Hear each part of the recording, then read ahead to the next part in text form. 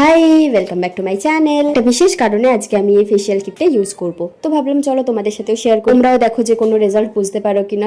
না না, ব্রাইডাল বলে আমার বিয়ে নয়, কিন্তু টোটাল 7টা স্টেপ রয়েছে এখানে এই পুরো ফেসিয়ালটা করতে। টাইমটা মোটামুটি আমার 1 ঘন্টা মতো লেগেছে সবকিছু মিলিয়ে। যদিও এর সাথে একটা ক্লিনজার দেওয়াই ছিল, কিন্তু তাও আমি ফার্স্টে ফেস ওয়াশ দিয়ে ভালো করে মুখটা ধুয়ে নিয়েছিলাম। এই কিটটার সাথে হাউ টু ইউজ এর একটা কাগজ আসে, যেটাতে খুব সুন্দর আর সহজভাবে লিখে দেওয়া আছে কিভাবে কিভাবে কোন স্টেপের পর কোন স্টেপ যাবে। সেই মতো আমি ভালোভাবে ক্লিনজিং মিল্কটা 5 মিনিট মতো ইউজ করে তারপর এটা নর্মাল জল দিয়ে ধুয়ে নিয়েছি। এর স্ক্রাবটা আমার খুব ভালো লেগেছে। এটা একদমই এক্সফোলিয়েটিং, যেরকম আমরা নর্মাল স্ক্রাব করি ফিজিক্যাল স্ক্রাব সেরকম একদমই নয়। তো এখানে লেখা ছিল 10 মিনিট এটাকে অ্যাপ্লাই করে দেন শুকনো হাতেই এটাকে রাব করতে। আমি সেইভাবে করে তারপরে আমি জল দিয়ে ধুয়ে নিয়েছি। তারপরে দিয়েছিল 3rd নম্বর স্টেপ, মানে এই সিরামটা। এইটা ভাঙতে যে আমার কত কাঠখড় পোড়াতে হয়েছে আমি কিভাবে বলবো। যতই যেভাবে বলেছে আমি কিছুতেই এটা ভাঙতে পারছিলাম। যাই হোক, এটা অ্যাপ্লাই করে 3-4 মিনিট রাখার পর তারপর নেক্সট স্টেপ মানে মাসাজ ক্রিম, যেটা সেটা ভালো করে অ্যাপ্লাই করে প্রায় 15 মিনিট ধরে এটাকে ভালো করে পুরো মুখে মাসাজ করতে হয়েছে। মনে রাখবে শুধু 3 নম্বর স্টেপ মানে সেরামটার পরে কিন্তু মুখটা ওয়াশ করতে হবে না, ওর উপরই কিন্তু মাসাজ ক্রিমটা দিতে হবে। এরপর 5 ও 6 নম্বর স্যাশেটা একসাথে মিশিয়ে মানে ফেস প্যাকটা তৈরি করে মুখে